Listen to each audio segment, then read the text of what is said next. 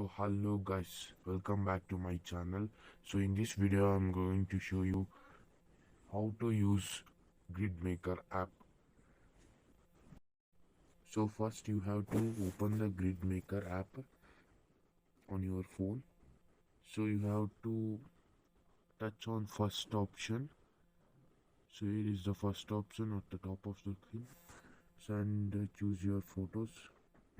I'm choosing my photos.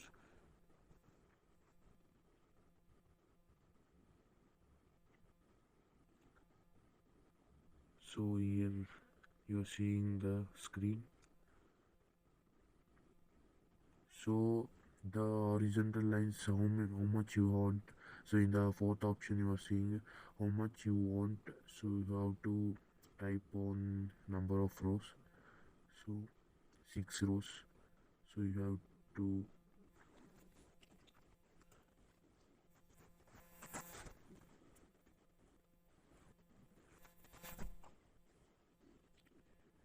so next vertical lines also you have 6 lines or